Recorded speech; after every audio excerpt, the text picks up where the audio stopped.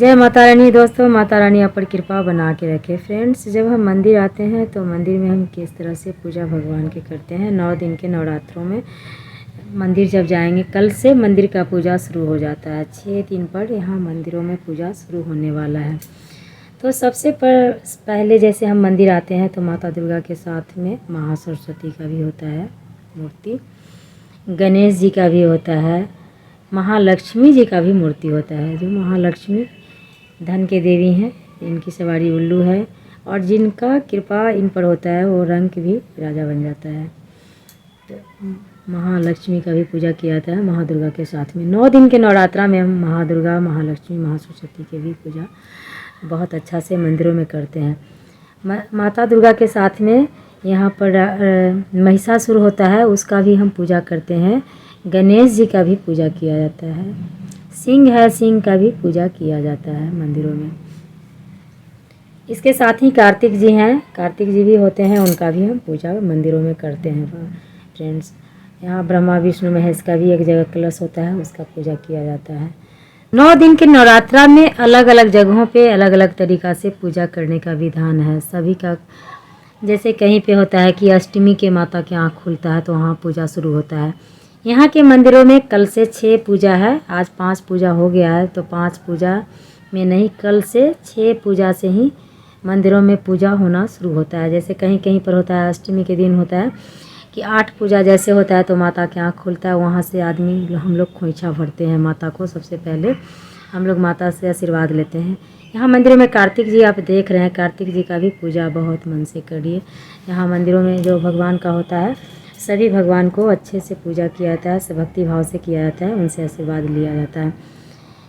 तो माता दुर्गा के पूजा जब भी करते हैं तो बहुत भक्ति भाव से पूजा करें। मैंने खोइछा में, जैसे खोइछा में आप लाल कपड़ा लीजिए, उसमें चावल, 9 गांठ हल्दी का, 9 पान के पत्ता, 9 सुपारी, जुड़वा घास जिसको बोलते हैं वो भी 9 होता है।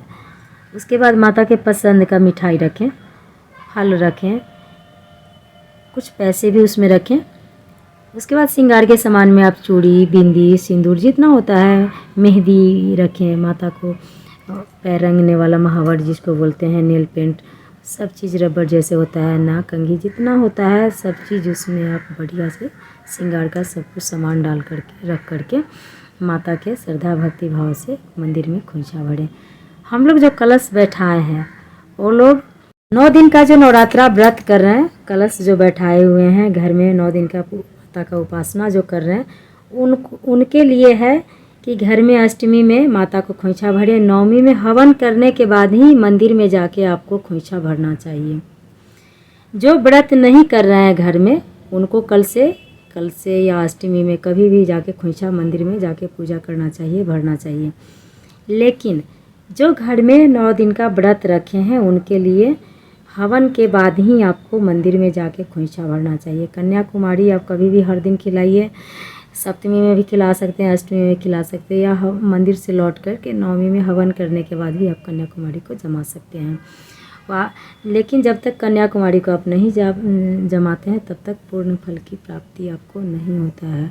नवरात्रा पूर्ण का 9 दिन का जो व्रत है, 9 शक्ति का जो हम पूजा कर रहे हैं, माता रानी हम पर कृपा बरसाएंगे तभी, जब हम उनको नियम पूरा विधि विधान के साथ हम पूजा करेंगे तभी उनकी कृपा दृष्टि हम पर होता है। भूल चूक गलती के लिए हमें बार बार माफ़ी मांगते रहना चाहिए माता से। तो नवरात्रा वाले जितने कलश स्थापन किए हैं, माता रानी के श्रद्धा भक्ति भाव से व्रत कर रहे हैं, फल पड़ रहे हैं, उपवास कर रहे हैं, वो लोग को इस तरह से माता रानी को मंदिर में जाके खोइछा भरना चाहिए, विशेष फल की प्राप्ति होगी। खोइछा के लिए विशेष समझने के लिए आप चाहें तो 9 कन्या वाला वीडियो भी आप देख सकते हैं कि उसमें मैं चावल कैसे, कच्चा चावल ही डालना है खोइछा में, जिसको अरवा चावल भी कहते हैं। तो इस तरह से माता के खोइछा आप लोग भरें। माता सब पर कृपा जरूर बरसाएंगे। प्लीज़ चैनल को लाइक, कमेंट, शेयर, सब्सक्राइब जरूर करें।